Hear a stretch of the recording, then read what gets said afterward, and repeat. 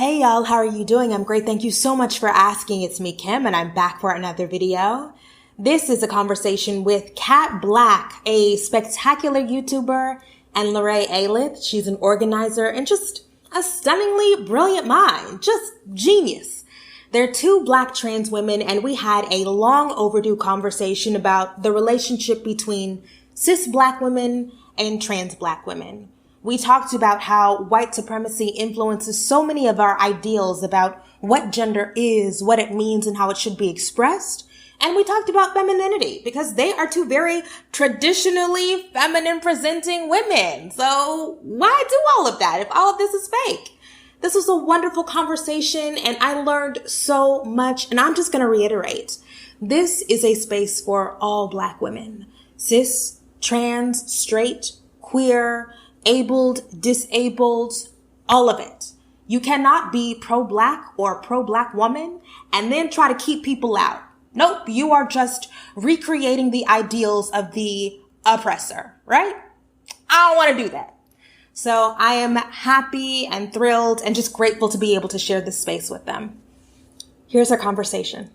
So Kat, L'Lerret, thank y'all so much for taking some time to talk to me. There's been a little bit of a dust up in my corner of the internet, so I'm so glad to be able to talk to both of y'all. Kat, I watch your videos. I think you're brilliant. L'Lerret, I've been following you on social media for a couple of years. I just think you're exceptionally talented, so brilliant. So I'm excited for this conversation. Thank you for having us here. Thank you for having us. So love your stuff as well. Let's go ahead and jump into it. Right now, I've been getting into these back and forths with cis women who are asking, why should we have to include trans women in our spaces? So what is your response to why is it important for Black women's spaces to be inclusive of women, trans women and cis women? Well, I guess for me, I can say that it's been a fairly alienating experience for me to go through the world personally being seen and treated as a Black woman, but having no, feeling like I have no centralized community of other Black women to talk to without feeling like I have to defend myself as a trans woman. I definitely I have felt like there have been times where, I've done content about racism, for example. I've done a lot of content about racism. And I remember a time where I would see my content about racism shared on Black women's platforms who express very openly transphobic views. And it's been kind of this weird, like, okay, we love you for talking about racism, but we don't fully accept you as a Black woman kind of thing. And for me personally, it's always just felt very alienating because I can't really have these conversations outside of, like Black women get it, and I feel like I often have to fight and defend myself within mostly Black spaces because of the way that I get rejected, I guess. I made a whole video about this on my channel recently. It's that weird, like, all right, I'm going to go through the world being treated as a Black woman, but then feel like I can't have certain conversations about being a Black woman with other Black women. Right. That's been my own personal experience. I'll also add to say that for me, I really don't care how people feel about trans women. I mean, I do care, right? But it's really less about that and more about if you really are trying to be liberated, then there needs to be some type of nuance in your understandings around gender and Blackness, period. For me, I think a lot of people are using this idea of like intersectionality, right? Which I hate. People really use it so wrong all the time. But they use it and they say like, oh, well, Black women experience all these different forms of violence and trans people are coming in and taking over and aren't taking into account the ways that we experience that violence. First off, we all experience various forms of violence, right? We all also can enact various forms of violence. And the existence of a Black person, the violence that they experience under white supremacy does not invalidate the violence that someone else experiences under white supremacy. And I would even take it further to say that Blackness in and of itself is queer, is trans, is other, is undefined, right? Okay, shake the table. Come on. And so like the violence that we all experience as Black people may be nuanced, but it's deeply interconnected and connected to this idea that we don't have personhood. And I think that if we develop a more broad understanding of what that means to us, right? That you actually, your body is a site of like moral confusion. If we have that understanding and that analysis, then we'd be able to understand that it is the full gamut of Blackness and all experiences of Black people and how we are impacted by systems and structures of white supremacy are very important for us to be able to develop comprehensive solutions to address what Black liberation looks like. Mm-hmm. Mm-hmm. L'Lerret, you said something that I've been trying to articulate. I don't know, people are not getting it. Maybe I'm saying it wrong. Maybe they're being willfully ignorant. Maybe they're willfully misinterpreting it. But when we are talking about white supremacy, one of the reasons why I have no problem at all making sure that my feminism, that my spaces are as inclusive as possible is because, like you said, our bodies have been always marked as outside of the norm, as less than, right? So me choosing to intentionally exclude trans women because they don't meet whatever definitions of womanhood is directly connected to white supremacy. Could you talk a little bit more about that formulation of Blackness is queer, Blackness is trans? Yeah. Well, first, there's two things I think about when we talk about this. The first one, I think a lot of people talk about, when they talk about slavery and they talk about the violence and terror that Black people experienced, they use contemporary understandings of gender, contemporary understandings of like how we interact with one another, and they apply that in a historical context. It doesn't make sense. The ways that our folks, I don't even think our folks were thinking of gender the same way that we think about gender, because yes, gender as a thing is a social construct. It's very different in different cultures and very different in different areas, right? The Western understanding of gender, Black people were not a part of society. I will say, okay, we were freed, right? And then we were not actually seen as human beings. I think Reconstruction is very important to me because it was a period where they said, whoa, we have all these freed slaves who we have pontificated around what gender is. We pontificated around who gets to vote. We pontificated around like all of these things, right? And now we have these freed slaves who were not seen as human beings before that we have to account for. And so when we assume these ideas of what gender is and these norms were constructed without you in mind.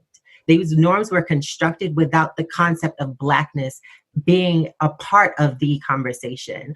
And so it's very important, right, that we understand that we see that gender is a construct that is inherently anti-Black and works through white supremacy, right, to exclude Black people. The second thing I talk about, and I touched on it earlier, is personhood, right? A lot of us say like, oh, we're all human beings, like we all should be equal. That is a conversation you can easily subvert, because human is a biological idea, right? And it's about having human DNA. And I could also argue that Black people were not even afforded humanity for a very long time. Like when we look at triangular trade and stuff, we were seen as just raw goods, period. The idea about us being strange fruit when we're hanging from trees, like that's not just, it's not isolated. Like that metaphor actually means something. We are not seen as human beings. And for a long time, anthropologists, and that's why anthropology is even anti-Black, anthropologists argued that Black people were more animal than they were human. And then when they said, okay, we are human, maybe they're stemming from a different type of person. We have these are white people and these are Black people, different lineages. And so that's the science, right? But anyway, humanity is one thing, biological. Personhood is philosophical, right? And this idea that in order to be a person, you have to be a being who is a part of like the moral community and deserves moral consideration, right? And this is why, like, even when we talk about abortion or we talk about women's rights, etc., this has been a long issue, is because who gets personhood, right? And so we talk about Reconstruction. I love Reconstruction. I feel like everyone should study Reconstruction, right? When slaves were freed, there was no law about their personhood. And so they're just here, right? And so states were able to enact all of these laws to manage affairs in their areas, and they criminalize Blackness. So if a Black person is standing around, if a Black person just exists, I'm going to send you to jail for 9 years, and you're going to be in jail. And Angela Davis talks about the convict lease system, a new form of slavery, and actually even worse, because as a slave, you were actually property. So my money was tied up into keeping you alive. Here, the taxpayers are paying for it. So actually, I really don't care. You could die. Academics talk about fungibility, where and there's insurance policies. Like that's the other thing about enslavement, right? Slaves are property, so they were insured. So if something happens, like, you can get your money on that. Convict leasing is you don't get nothing. You get nothing, yeah. And you're not even afforded. So it's and we're fungible, so we're easily replaced, right? Yes. So if this person dies, I'm gonna get somebody else, and it's this whole system, this thing. And so when we talk about ideas of like when we try to talk about what it means for someone to have personhood and what it means for you to fight for your rights as a woman or a man in this society, we have to really look at that history, right? And understand that white supremacy is super pervasive. And all of these systems operate in a way, one, they started without you in mind. And then when you come into the equation, they were then switched and changed to subvert you, right? And to make you feel less than. And so when we talk about like the bodies of trans people, right? The Black body, like I said, is the site of moral confusion. I think the issue with us is that trans bodies are a site of moral protest. Us being able to take back our power and to say, I refuse to allow systems and structures to tell me how I can navigate space and take up space in this world. I refuse that. And that makes people scared and upset and see us as terrorists. Yeah. Whoa, L'Lerret. Oh, this is my shit. I so appreciated that. I thought that was a perfect explanation of what I've been trying to say. Much better than I could have. Kat, did you have any thoughts on that? I mean, I feel like she said everything that needed to be said. Yeah. So I've always, it's so bizarre to me when I'm in these conversations, because I'm like, how are you going to fight the denigration of Black womanhood by trying to use the rules that white supremacy has laid out? Like those rules are not for you. I think that was so perfect. And it's also kind of strange. I feel like this might be shaking the table a little bit, but Black women. Okay. Black women have these conversations about what we need Black men to do for us, right? About how Black men's ideas of liberation are so narrow that they are only concerned about themselves, but we are all a part of this community and we're all working for the betterment of this community. And in fact, sometimes, well, most of the time, Black women are doing the heavy lifting of organizing work, of on the ground work, of being selfless, of caretaking. But why you understand that conversation about the importance of community and caring for each other when you want to berate a Black man, but why as a cisgender Black woman do you not understand that we're talking about the same thing? Black trans women are in our communities. They're organizing, they're fighting, they're caretaking. Why would we want to do the exact same thing that we are so upset with Black men for doing? Mm-hmm. Yeah, I made the comment in one of my videos. I uploaded a video about why I haven't been talking a lot about the protests and things. And it's honestly because I'm tired, and I feel like all the things I wanted to say, I've already said. But one of the statements I made in the video was that I feel like if I were killed tomorrow by the cops, I'm not very confident that people would march for me. Right. I'm not. And I see that every single time a trans woman gets killed. I go to, these spaces on the internet that are seen as, the Black media ports, and I read all the comments, and all the comments are, arguing that this Black trans woman deserved to die because of who she is. There's all of these assumptions about, she tricked him, she did this, she did that. And then there's just this complete erasure of just how this is an extension of the violence that happens against Black women as a whole. Yeah. These men target these Black trans women because they know they can hurt them and get away with it. Right. It's this, there's always an excuse, even if they've had an intimate relationship, even if they were fully aware that the person was trans, they know that they could hurt this person and have the community defend them. And so, it's been hard for me in these times to stand up in the way that I have in the past, because I've with time I've started to feel just unprotected completely. Like just this almost innate feeling of, I just know that if we're not even talking about Breonna Taylor, we would definitely not be talking about me. We would definitely not be having the conversation about me. And it's obviously not always about, I'm only going to help people when they're helping me kind of thing. But it has been for me a question of, so where do I put my emotional energy? Where do I put my burden? Because I think with my platform, I've always kind of had this weird, like, should I talk more about being trans or should I talk more about being Black? Obviously, I talk about them both.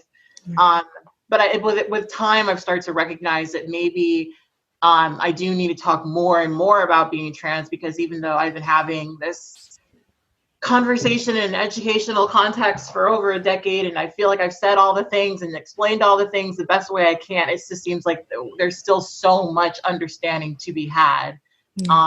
And that's a bit demoralizing, but at the same time, I know that it needs to be had, because I know that maybe I've seen, it's not always this at this point, but I would like to believe that a lot of times when people say ignorant comments that, blame Black trans women for their own death, I would like to believe that that's ignorance and not this just pure hatred of trans folk. But I do know that, as L'Lerret said, that for a lot of cis people, Black trans women are just this like affront to their moral sensibilities, just as they exist. They bring up every single comment. I mean, I mentioned this recently on my channel, but I've noticed that we can very rarely have a conversation about transgender rights without talking about whether or not men want things from us.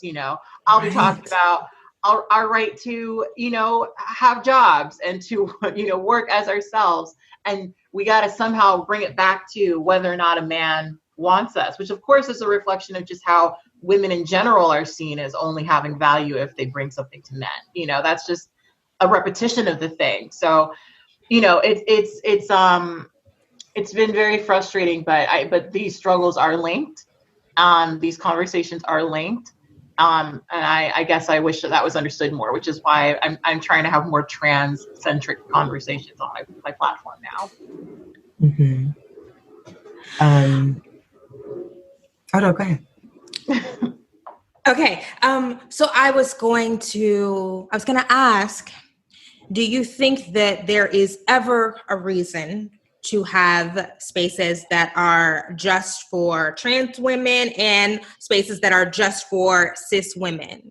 And if cis women do choose to have spaces that intentionally leave trans women out, is there any excuse for that is not rooted in transphobia? I guess my question would always be, what is that space for? Because a lot of times when we talk, we have this conversation, and this is a slide that I feel like a lot of people don't see. A lot of time when we talk about, creating these spaces for cis women, we're talking about, having these spaces that are centered around, people who are designated female at birth dealing with biological shit, which I've never felt like that's a conversation that shouldn't happen, that we should sort of do away with. My worldview personally leaves space for people who were designated female at birth who don't identify as women. So sometimes when I think of like those spaces where the conversation is about, things that you deal with when you're a designated female at birth, I think about, well, is that a space that's also excluding people who have those experiences who don't identify as women? Ooh, or is it just one that excludes trans women? That's a point. That's just the conversation because like, I mean, we had this is not necessarily connected to the Black community, but we had this conversation in the context of J.K. Rowling, who made a whole issue of one article that said people who menstruate instead of women, just outright, you know? And of course that article was including trans men, non-binary folks who were designated female at birth, people who have a menstruation cycle, AKA not really necessarily speaking about transgender women. But of course the conversation had to be, oh my gosh, these trans women are forcing themselves into this space to talk about this thing that they don't biologically experience. When that wasn't what was happening, it was a conversation that was including transgender men. So I think when we have those conversations about, well, you know, are we about excluding everybody other than cis women? I just question, what are those conversations for? I also want to just put it out there that I've always been a person who doesn't believe in fighting to be included if I'm not included, you know, like, that's just me. You know, I think that we should fight for inclusion for everybody else, but I'm not, if someone says they don't want me there, I'm like, oh, cool. You know, that's how I personally feel. But that doesn't mean I stop fighting for everyone else to be included. I just have never believed in groveling for, you know, inclusion personally, but that's my own take on my own way of looking at the world. But yeah, that's my position. I feel I kind of feel the same way. Like I'm not about to fight y'all to be in the room with you, but I do understand the implications, right? And I do also think about younger folks, and the spaces that we're creating, the containers we're creating for them, and like what they're seeing and like absorbing, right? Yeah. About how people feel about them, which is also very important. Mm-hmm. It's embarrassing to me though, that folks create spaces to, what am I trying to say? I feel like white supremacy is very insidious and it's pervasive, right? And we all play a role in perpetuating white supremacist violence in any way. And I feel like, especially when we're talking about gender, I do feel that, you know, cis folks have normalized and been oppressive to gender variant people in nuanced many ways. And so I understand the importance of trans folks, of GNC folks, et cetera, to have those spaces to process that trauma if they need to be able to process like how we can safely take up space in a world that does not wish to see us, that wishes to see us dead. I understand that. When it comes to cis women's spaces excluding trans women, the issue for me and what's embarrassing is that we're focusing more about the intimate forms of violence that we experience and not the actual systems and institutions perpetuating that violence and harm, and not trying to develop full solutions to dismantling that. It's very important, right, to talk about to contain like what are the specific forms of violence we're having, to discuss that with one another and to hold one another. I understand that, but to actively force other women out of a conversation or GNC folks out of a conversation means that you're actually not interested in dismantling that violence. You're actually just interested in owning and honing and naming that violence as your own, which is really embarrassing to me. And I think if we want to develop full solutions to ending the violence, then you need to figure out all the nuanced ways that gender-based violence happens and is pervasive with people who are not, or who are seen as the bottom of the rung when it comes to patriarchal violence, to figure out how we can then subvert that and create a world where we can all live with our full dignity together. So conversations that are had excluding people are conversations for me that they're embarrassing. Like those rooms are embarrassing because you're not actually interested in the liberation of Black people. Mm-hmm. So, L'Lerret, I already know that people are going to say, she said that trans women can have their own spaces, but it's wrong for cis women to have our own spaces. What's the difference? Now, I understand, but what do you think is the difference between trans folks being able to have safe space to talk about the unique harms that you experience and cis women doing the same? Mm-hmm. Um, I hate comparing like I guess it's the easiest way to compare it. Like it's like when you have white folks and black folks, right? It makes sense. It does not. We think about um, affirmative action, for example. And like, what does equity look like in a world that is set up to systemically force to subjugate you, right? And you have no access to the same, you don't have access to the same opportunities as the majority population. And so we are setting up systems that allow us to subvert that, right? And allow those to afford those opportunities to marginalized communities. When we have conversations about gender, trans folks, GNC folks, all of these gender variant folks are the marginalized community when we talk about stratification of power and violence that we experience under the gender system. And so being a cis person in society, you never have to, one, question your existence and your body and how you're positioned, and then two, make the radical choice to live and affirm yourself in that existence, knowing and understanding the amount of violence that you will experience, and then having to experience all that forms of violence and still have to affirm who you are in society. We all experience different forms of violence under gender, but we experience it differently if you are a cis person rather than if you are a trans person who is seen as other and disposable. And so it is important for, in many different areas of community, when we're talking about race, we're talking about gender, we're talking about religion, for marginalized people to be able to have those safe spaces where they're allowed to commiserate with like folk, and understand like how we are able to build community and build solidarity with one another, to feel like we can live with full dignity, to have folks who oppress, to have the majority of folks, right, create spaces that actively suppress and isolate the folks who are already marginalized, already subjugated, already experience violence that is just perpetuating the same system of violence. And so it's not acceptable, period.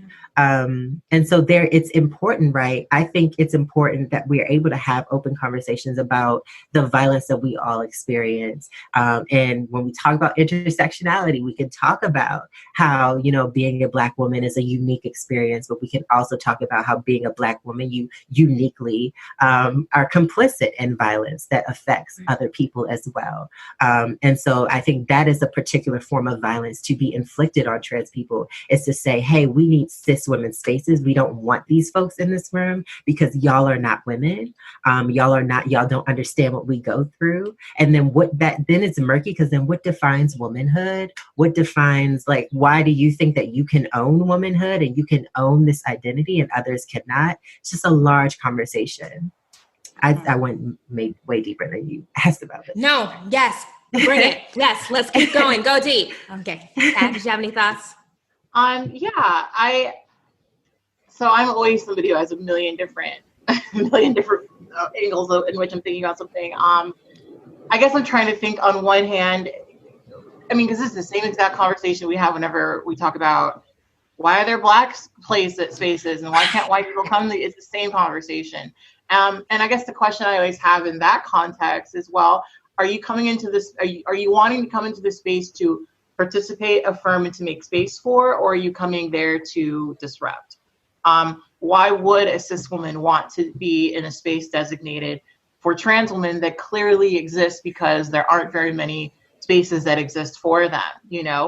I think of just times where I've been in certain spaces like that in my younger days, where we'd have people outside of the community come in, and here we had a space that we created so that we could feel affirmed and loved, and we could feel safe. That's what usually a safe space, if we're talking specifically about that, is. And there would be times where people from outside of the community come in, and they're there to disrupt, and they're there to put us in a position where we have to justify ourselves, which is the contradiction of what the space is for. We're not there to explain why our genders are valid or real or We're there just to be. and we're there just to have those conversations about ourselves. We don't want to have to justify exactly why our gender is our gender. So that's one of the things I thought about. I guess I'm also thinking like maybe a person who, this is probably not at all what question you wanted, but maybe a person who feels drawn to a mostly trans woman space, maybe they're not cis, maybe they want to participate in that space because they're having their own sort of feelings around gender. Because one of the things I've personally observed is that for a lot of people who feel at a certain point that they're cis, trans people are this like radical thing to them that makes them question who they are, makes them look into themselves and say, well, what about my own gender? What about my own identity? Maybe I have just sort of been going by this script that I was handed to at a very young age. And maybe I've had resentment towards that script for most of my life. And maybe the reason I had that resentment is because I'm not cis. So that's one thought that I had, because I've seen that a lot. It's even from people who initially come off as people who don't agree, people who their expressions of disagreement are really them sort of having those misfires in their own head when they think about their own gender. And now it's, oh my gosh, well, maybe I'm not cis, which of course is the larger conversation that we have about trans representation, and a lot of people fearing that if we see more transgender folks, more people will be transgender, which, maybe there's some truth to that, because I know that for me, I didn't really have an idea of who I was when I was younger until I saw a trans woman, and I was like, oh, that makes sense. And so, yeah, I'm totally extracting this into a larger way, but love it. Those are thoughts that I had. Love it. Yeah, I think it's important for us to understand that our relationship to power is not static.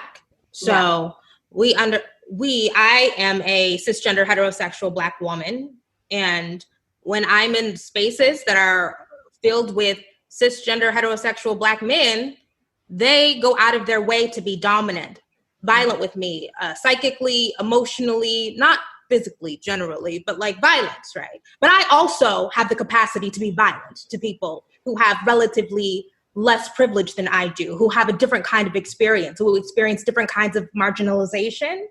And I think it is much easier for us to imagine ourselves as being the recipients or on the receiving ends of marginalization or oppression or domination.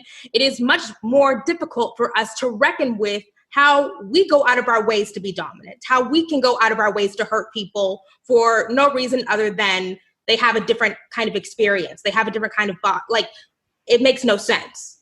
Mm-hmm. Mm-hmm. And just to add on to that too, just want to say, to be clear, because lately this conversation has been salient. Everyone's been having this conversation in different areas.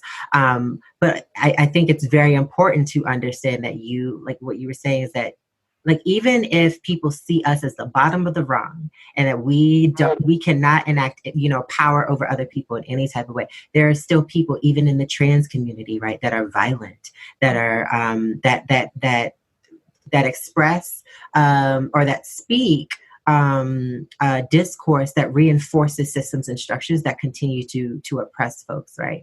And so it's very important that we are not just listening to, there's no such thing as one charismatic leader that can lead folks to like what liberation is, right? That we need to be engaging in principled struggle with folks en masse, and you need to be reading, and you need to be like really understanding the ways that we all interact with gender and how it's all a pervasive system and structure, because we all have internalized stuff that we're working with, right? Like even myself, like I can talk about as a trans woman, I'm still unlearning a lot of things when it comes to what it means to be a gender nonconforming person or someone who does not identify with gender completely. There are still things I am learning and trying to figure out. And it's through that continual process of unlearning and relearning and providing a space and understanding stratification of power that we're able to then develop or have those full conversations.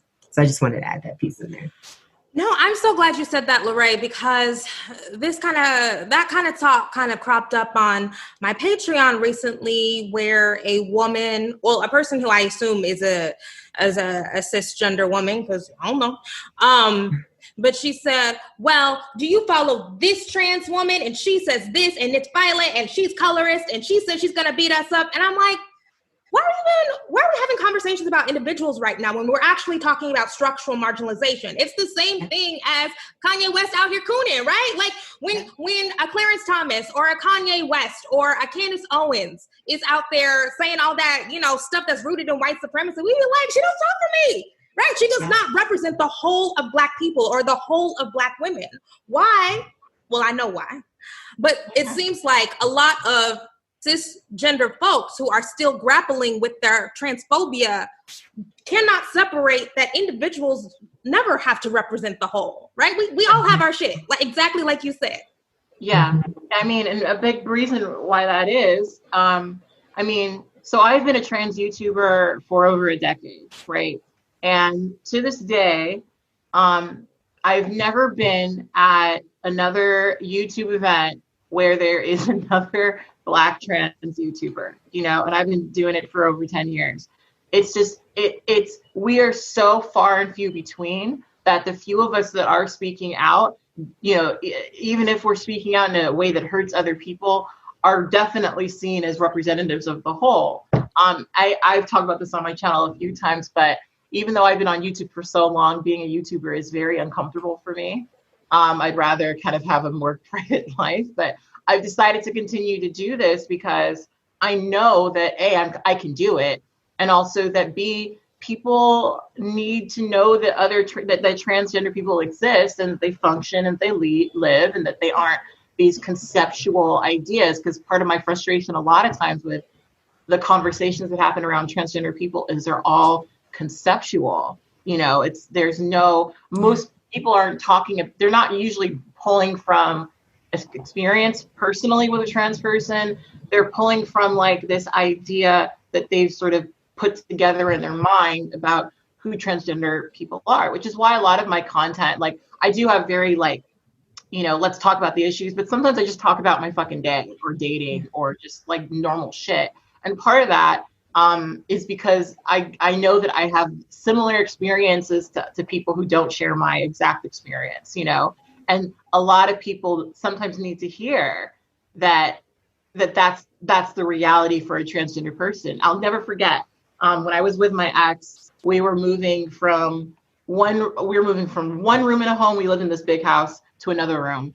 And at the time I was making a lot of content about racism and trans things and like really calling things out. And I just was so stressed out with the fact that my boyfriend wasn't helping me move that I like made this live stream complaining about why my boyfriend wasn't helping me move and how I was stressed out about it. And people were like so endeared by that because it was something that they've experienced that had nothing to do with being trans and nothing to do with being Black. It was just, everyone's had that frustrating experience with the move, and one of the things I try to do is humanize, trans people's experiences, because people they have a hard time imagining that trans people have a similar experience the world in a similar way that they do.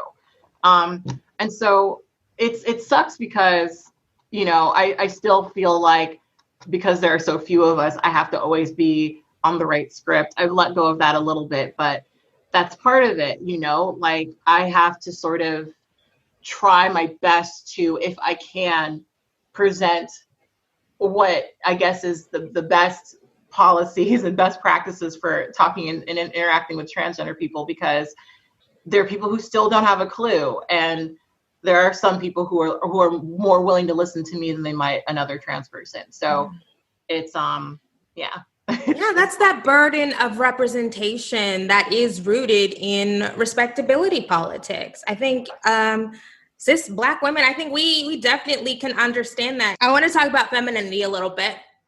There are many ways to be a woman. And I noticed that you both present as very traditionally feminine. Do you feel pressure to present yourself that way, or are these completely organic choices? Ooh, that's a very interesting question.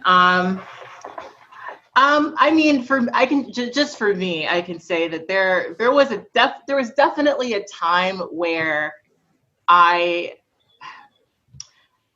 put more weight into my feminine expression. I mean, this probably just comes with time, but I remember there was a time where I wouldn't leave the house if I didn't have at least 3 different eyeshadows on and like my hair done a certain way. And I had a lot of discomfort about, coming off a certain way. I mean, for a lot of transgender people, their gender presentation is survival. For me personally, my goal in life for a while was to be what we in the community call stealth, which was way more common when I was coming up as a trans person. The idea that a transgender person would essentially transition to disappear and to be unknown and to be unseen, to just be taken as their gender and to not actively draw attention to that.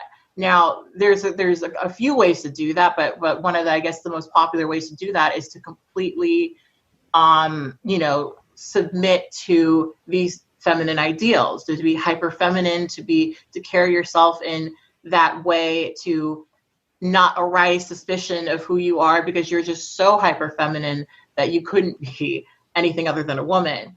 And that was very, very common when I was younger. We're seeing more, I mean, as we see just women in general, their opportunities and ways of expression and ways of being seen as a valid woman open up. We're also seeing that there's less of a pressure for people to be that hyper feminine, to be that, typically feminine, but it's still a pressure. And I know, I mean, to these days, like if I leave the house braless, no fucks, no makeup, just nothing, because I don't care that much.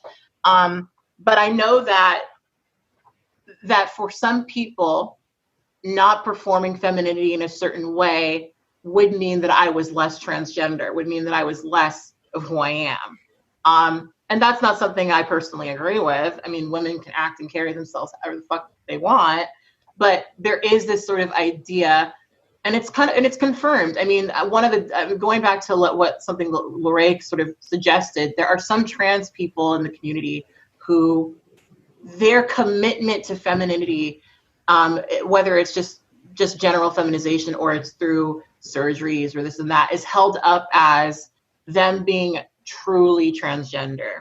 If I've got all of the surgery, if I'm performing femininity in a very particular way, I'm actually transgender. Those people over there who don't care as much or don't care to submit to these, ideas about femininity, they're not really trans because they're not really trying. What's different between, this happens all this happens all the time with trans women who don't identify as feminine, who maybe consider themselves to be more butch, especially trans women who are lesbians. Those women aren't, because what's so different about you? What have you really changed? How you haven't been committing to this feminine thing or that feminine thing. So how different are you really from just a dude? There's that sort of idea. So, I mean, I know that I carry myself a certain way because this is just who I am. And, the older I get, the more I realize how similar I am to my mom. But, to me, it's very organic. But I know that for when I was younger, there was definitely more, especially when you're trying to be stealth, there was definitely more, I guess, being feminine had higher stakes. Being feminine had more, there was more weight to it because I was so afraid of, people knowing that I was trans. That was such a fear of mine for many, many, many, many years. So, I've let go of that and I've, accepted my YouTube thing and everything. But that was very real for me. I'm going to be as hyper feminine as possible because it's going to mean that my life is going to be easier. And that tends to be true. I know that my life has been a lot easier as a trans person because people look at me and usually assume that I'm cis. When I was younger and even trying to get trans care, I could even tell within that context that there were steps that I didn't have to go through because people looked at me and like, oh, of course. I remember when I changed my name, it was like, of course, my first job I had when I was stealth and I hadn't changed my paperwork, I very much got that job because I would not physically, people wouldn't look at me and I wouldn't be an issue, you know? And if I looked differently, if I looked more masculine, I know that I wouldn't have been able to get that job, you know? There have been a lot of ways in which being typically feminine as a trans person has made my life more easy to navigate. And so I know for a lot of people, sometimes falling into hyperfemininity is survival. I've had a very long and contentious relationship with femininity. And this brings me to think about, like earlier in my transition, Bell Hooks had a conversation with Jada Mock and called Beyonce a terrorist, or had a conversation. That's not what she said. Okay, she said that the image of Beyonce operates as a terroristic image. Sorry, I'm a Bell Hooks fan. Okay. The image of Beyonce operates to subvert, to cause issues in our community, right? Or having conversations with Laverne Cox and asking about like, oh, will you wear a blonde wig and you do, and so consuming those things, I'm like, ooh, like what is femininity? And like, am I putting on a costume? Am I pretending? Am I performing? And I think that, you know, it's rooted in this idea that femininity has a historically, right? Femininity has been seen, especially for Black people, as violent, and it's been criminal, right? And I think for me, I identified as a femme queen for a very long time, just like the femme queens in the ballroom industry for a very long time, because there's power in feminists and Black feminists.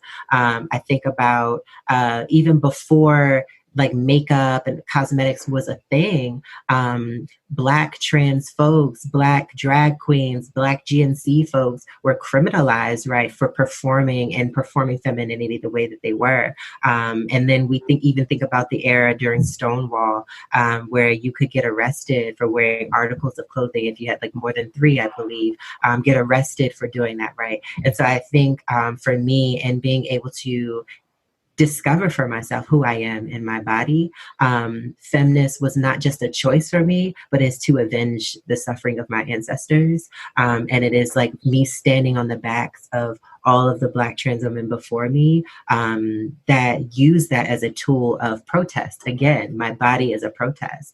And so I will say that when I did first start transitioning, I identified as gender nonconforming. And I felt so free, right? I was able to experiment with my gender and perform femininity in whatever way. As I transition more and I find myself being stuck more in the confines of gender, I wrote a status about this before. I feel like I'm a caged bird, right? Where I have to perform femininity and womanhood in a certain way to feel accepted. And like that, I feel like is the contention for me. And where I'm like grappling, like, oh, what does this actually mean for me now? But it's not, I don't wake up and make a radical choice anymore to like perform a particular way. This is what this means for me. And I feel like for a lot of people, I want people to, you know, be afforded the opportunity to feel like however they want to show up is how they can show up. Not to say that womanhood has to look a certain way, or that femininity has to look a certain way, or that, you know, every time I step out the door and I'm wearing, you know, a long weave, that's an act of revolution. It doesn't have to be all the time. But I do think the choice, right, of being able to show up how you wish to show up, and me being a Black queer body, donning femininity that is not, like Lana Del Rey was saying, that is opposite of what white femininity, asexual look should be, etc. And I'm not trying to down white people. I know they're gonna like do that. But when we talk about the femininity of white women and the femininity of Black women, the hypersexualization of Black women and the purity and asexualization of white women. And so the way that I perform my femininity might be seen, or the way that Black women perform their femininity could be seen as hypersexual, could be seen as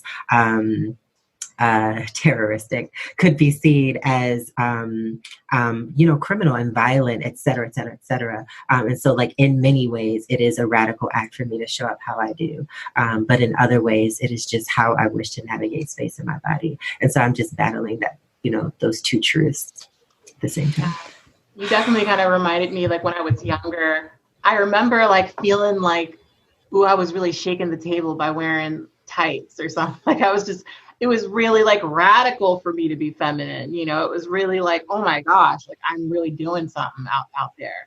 But these days it's such a like I did my makeup in 20 minutes for this stream. It's such a thing I just do, you know. I don't think it's not a radical. I don't apply a radical act to the ways in which I express my femininity. But there was definitely a time where I would wear something real interesting, and if someone had something to say about it, it would be, well, what's wrong? You know, let's have a conversation about gender right now. But that's when I was younger, and these were fresher, newer feelings to me. And so, but now it's just a thing I do pretty without thought, I guess you could say. So, yeah. So it was, Kat, you felt like it was radical because you were wearing things, you were putting things on your body that other people felt like you shouldn't be putting on? Basically, yeah. I mean, I just made a video on my channel where I resew the first dress that I've ever owned. And I very briefly talk about how much fear I had when I was younger, about going into, you know, the women's part of the department store and getting clothes. So what I actually would do is I would make all of my clothes for years. I like hand sewed all of my clothes because I had so much fear and discomfort with just walking into a store and going into the women's section, like something that's really innocuous, but was so scary for me at the time. So I guess I understood in so many ways that my feminine expression when I was younger was radical because I was doing this thing that I'd already started to feel like I shouldn't do. You know, I shouldn't wear this dress. I shouldn't, you know, wear. I remember I used to shoplift makeup. I shouldn't wear. Girl, me too. I still do. Yeah. And so doing these things was all really radical and so like scary and like sacred. I was like breaking this taboo. And I think that's what made it so radical for me at the time. But it's now something I barely think about and position it in my mind as in that way. And I think this is also connected to when we were talking about power.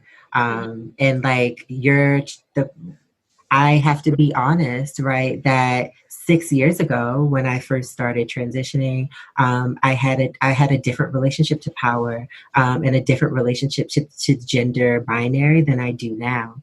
And so me back then, when you were saying like people visibly seeing, I have a lot of GNC friends who, when we go out together, their experiences of violence are totally different from mine, where I'm actually invisible because I blend in, and the other folk is not, right? And so it's very important also to keep that in mind, that's why it like shifts for us, because of how we're able to, because of how the gender binary works. And the more you start to look more and more, I guess, cis, the less and less you performing in a particular way is radical, is whatever. And so that's why I don't feel comfortable, right, saying that my femme right now is like a radical act, because it's really not. I'm just like existing, I'm living, but it's deeply connected to the radicality of trans folks and trans existence, right? Yeah, I'm always sort of having this conversation on my channel because I feel really bad. There are people who like look at my life and the way that I talk about it, and their imagination of it is that it's all very radical, you know, because I know how I'm handled in the world. I have a lot of LGBTQIA plus friends, and sometimes when they talk about where they go and what they do, they have to walk around with this consciousness of who they are as, you know, LGBTQIA plus folk. You know, I used to, before the apocalypse, before the virus happened, I would travel a lot, and I traveled mostly to the South, mostly to the Midwest, a lot of times upstate New York, Texas. I went to a lot of different places where people would feel like, I mean, they would assume that I would be uncomfortable because I'm trans, and that it would be dangerous for me because I'm trans. But I don't really experience the world in a way where people know that I'm trans and treat me a certain way because I'm trans. I don't ever think of having special accommodations because of me being transgender. It's just not a thing that's ever, at least in the past 10 years plus, come up, It's so I always feel sort of bad when people imagine it as so much more radical, which is why most of the times when I make videos that reference this, I always have to point out that like I'm somebody who in the community we call it passing, and I have the privilege of people looking at me and generally assuming that I'm a cis woman, which of course passing privilege is its own sort of temporary, not totally solid privilege, but I can't ignore the fact that my life is very different than your typical person who isn't, is more visibly LGBTQIA plus. I don't necessarily deal with that stuff. And that's why I often feel bad or weird with people sort of framing me in a very radical way. But of course I understand that in the place where we are in society, even me being somebody who, is positioned in the world the way that I am, that's still very radical to a lot of people. It's still very, very, very, very, very radical. But I know that like, I don't, at least the way that I experience my own life, I don't have this, I remember what it felt like for me to be, 14, 15, running away to Hollywood, being more visibly and purposefully queer. And I remember walking down the street, faggot, maricon, I remember hearing all of those little things. I remember people treating me terribly. And I remember being in that position where, I'm like, fuck, I'm going to hold my fucking head up high. You're going to call me a fag. I'm just keep walking. I remember how subversive that was and how every physical space felt like a battleground. Every place I went felt like a battleground. And these days, that's just not an issue. That's just not the way that I go through the world anymore. I'm not going through the world feeling like I have to be afraid of people hurting me because I'm trans in the way that I used to. So yeah, so a lot of times as a trans person, your position and your power does sort of shift. And I always feel like I have to remind people, and sometimes for some people, they read it as bragging, which I hate because it's literally just me acknowledging what's true about my life. I have to acknowledge that I don't necessarily experience life in the way that a lot of other transgender people do. But of course, again, my foundation in my trans life was transitioning to be stealth. That was how I started. And there are still sort of things that always come back to that and sort of always sort of arrive back to that, those impulses that I had when I was trying to be stealth. But it's definitely a thing I have to sort of acknowledge about my life. So. Yeah. Keep going. No, keep going. Sorry, I just the last little bit was just that this is not exclusive or like it's not solely a trans experience, that we all navigate gender and we all are, we all get clocked. Like there are cis women that are called men. But it's just that there's hyper visibility on trans bodies. And so that's why people think that we have this really different experience. And so I think once people start to understand that we are all navigating this together and that the way that you interact with gender might not necessarily be as totally different from a trans person, we're all struggling. We're all trying to figure out how we can take up space in our bodies and how we want to perform in our bodies. So yeah, it's not just a unique thing that we experience. I think it's so important to say that because, Black womanhood looks so many different ways. So I've seen darker skinned Black women say that they have to navigate it differently. Tall Black women say they have to navigate it differently. Fat Black women, it's like there are just so many ways that we're just trying to tiptoe around these landmines so that we experience as little violence as possible. It's very difficult for us. So we have covered a whole bunch of terrain. I wanted to end on, let's talk about the gender binary. Do you think that the gender binary hurts Black folks? Should we try to do away with it? Absolutely. I think it's deeply connected to, so let me make this clear. A lot of people, when they hear us say that we need to get rid of the gender binary, they think that we're saying that you cannot identify as a man or a woman any longer. What we're saying is that we need to get rid of systems that tell you how you need to navigate space in your own body, and that you should be given autonomy and the right to choose how you want to navigate and be affirmed in that and be able to live and navigate with full dignity and respect, period. I do not want a system that establishes this is how one group of people should navigate, and this is how another group of people should navigate. And if you deviate from that, then you experience all these wild forms of violence that we should not be experiencing, right? And even if you do navigate in these genders, we experience different forms of violence under patriarchy, right?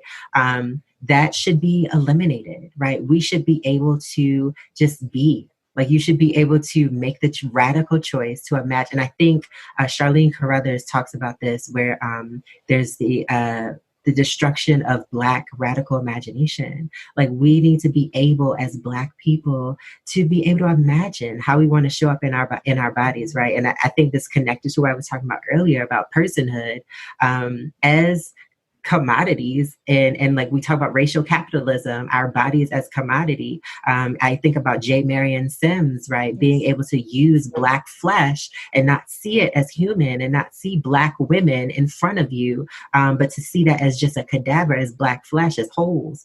That to me is the crux of the issue, right? And that we need to take that power back and be able to say, and I think there's this framework that trans people are the most marginalized. I like to say it as we're the most liberated, because we're starting to access that understanding, right? That it is through yourself and through the idea that, all of these systems can only function in the way that they can if we do not affirm and validate the personhood that we have, right? And our ability to radically choose how we want to show up and radically resist the ways in which these systems and structures can normalize a bunch of things, right? And so I, yes, deeply believe that we need to eradicate the gender binary, and that folks should be able to live however they want to live, and that there should be no reason for people to have to question who you are and how you're showing up and what you're wearing, because it doesn't actually matter. And even when we talk about the murders of Black trans women, right? Your attraction to someone should not be predicated on, what genitals they have. If you are attracted to someone, you're simply attracted to someone, period, point blank. And that's it. And it's deeply connected to just the forms of violence that are precipitated from the gender binary. So yes, get rid of it. I feel like whenever we have that conversation, of course, I feel like there's things that we say in the trans community, or I wouldn't say just in general, but there's things that are said amongst trans folks that, when heard by cis folks, burn a little bit in the ears. It's like, I think when people say get rid of the gender binary, I think that a lot of people aren't hearing all of the context of what you just said. They're hearing, oh shit, just like I can't be a woman anymore. I can't be a man anymore. It's just all this gender confusion. Why do we need to change who we are because of you? That's the conversation I always get into. It's like, you as trans folks are a minority. Why should we uproot our entire system and our entire way of interacting in the world to appease you, the few people who exist outside of these binaries? And I think my personal sort of way of looking at it is I think that what would be good for a lot of us is to just put less emphasis or value on the way that people were born and what that's supposed to say about who they are. In general, I think so many things would be different in this world if we didn't say, well, because you were born this way, this is your destiny, this is your life, this is the script that you're supposed to live off of, and if you deviate from it, there will be consequences. I think that we need to do less of that, less of the, women are this, men are that, everyone has to do this, stay on this script, act this way, fall in line, and I think everyone would be happier. I think everyone would be happier. I think so many things would be different. So I guess I would like a lot less emphasis on, the gender binary, and less, because it would just help, like there's so much shit that I would have not experienced in life if I didn't have to spend, the first portion of my life just trying to fight with, doctors and get letters for things and all these things so I could just start living, just start. And I think that what a lot of people don't always catch about trans folks is like a lot of in these conversations, a lot of trans people are just trying to get to a point where they can just function, like everyone else. We want jobs, we want education, we want healthcare, we want to be able to, go to school and work just like you. That's all. I know that a lot of trans people have this personal experience with knowing that how you were born doesn't define everything about who you are. Mm-hmm. And I would like to see us sort of move to a point where that's more commonly accepted, that, you're the way you're designated at birth is not your destiny. It's just a part of who you are. It defines a lot of things. There are a lot of things that come from how you were designated at birth. And I'm not here to deny any of that, but it doesn't define everything. It doesn't define absolutely everything. I want to just reconnect it to the beginning again, is just making sure people understand that if you look at the historical context of anthropology and sociology, like all of this was created and thought about and whatever before Black people were given agency, before Black people were even thought about as human beings, as part of the society. And so then we come in and we just absorb this. Like, why would you want to be complicit in a system that didn't even consider you at all? And so that's something that I want people to think about. Yeah. Okay, last question. If these constructs did not exist, if the framework for how we conceive of gender did not exist, do you think that you would still be trans? Like, would you still identify as a trans woman if we just had blank, right? Does that make sense? Like, is it the binary that, I don't know. I'm trying to work through something. It's not working, but I think that people are going to ask, okay, so all of this is made up. Why ascribe to the made up thing? Because we all ascribe to the made up thing. I mean, that's the people identify as like transness, and trans identity is a reaction to, again, the script we were handed at birth and told this is what it is, like if none of that existed, I guess there would be less of a reason to label yourself as such, because that wouldn't exist. There would be no pressure, I always sort of, this question's always funny to me because it's one that I get a lot. If we didn't have this, would trans people even exist? It's like, well, but they do. And, but we still are in this time where people are putting importance on gender, putting focus on gender, saying that gender means this and gender means that. It's a value system. And as long as that's true, trans people will probably always have a need to identify themselves as transgender. If we had lived in a way where everyone was just sort of given a blank slate and said, you can be whoever the fuck you want, whatever, there's no pressure to be this way, there's no pressure to be that way, you can just mature into a person that fully reflects who you feel yourself to be on the inside, and everyone was given that, and there was no value system placed on gender, we wouldn't be having these conversations. Right. The world is what it is. Yeah, makes sense. Yeah, I think connected to that, it's just like it opens up a huge conversation, right? About just like when I say Blackness is transness, is queerness, is Blackness encompasses all of that, and that they're like, but you're trans. Yeah, I'm Black. I'm Black. Being Black means that I am all of the things at one time. Transness, all the identities. This is white supremacist language, right? That we're trying to figure out where we fit in this society. But as a Black person, I am a Black person, period, point blank. And transness is part of that identity of Blackness. And I think that it is to the act of white supremacy to separate and disperse through what Blackness is and what Blackness looks like when Blackness is expansive. And so, yeah, if gender was not it did not operate this way, we would be able to exist in our full Blackness without having to identify as trans or blah, blah, blah, blah, blah, blah, blah. Because in Black, we are all just trans and queer because we don't fit white supremacist constructs and norms and ideas. Yeah. Oh, so good. Thank you guys so much for taking this time. Again, you have articulated things that I never would have been able to. I appreciate your viewpoints and your knowledge so much. No, thank you. And you had me sweating over here. I was like, okay, if I got to asking questions, I'm like, all right, I got to say the right thing. I have to really parse through my thoughts. So I really appreciate you really digging a little bit deeper than like surface level than most people do. Yeah, thank you. Thank you for giving us the space. It really does mean a lot. I had a lot of people comment on a recent video that I made about, because I made a very light comment about how I have to sort of watch a lot of Black women YouTubers and just sort of anticipate the moment where the transphobia will happen, because it happens so often with people that I follow where they're going to say something transphobic and do something transphobic.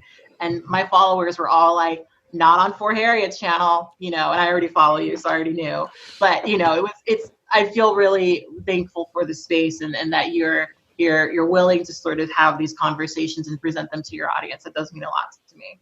Thank you guys so much for watching. Be sure to like, share, and subscribe. Follow Kat, follow L'Lerret. Leave a comment down below. Sign up for the Patreon. Sign up to be a member. We are doing cool things. We're having conversations. We're talking to each other. We're getting spicy. It's wonderful in those communities. That's also where I record my spicier takes, my podcasts. It's all over there.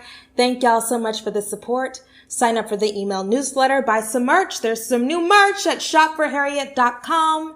Again, if you live in the United States, we are still going through it. COVID-19 is real. Wear a mask, social distance if you can, wash your hands, stay safe. I'll see you next time. Bye.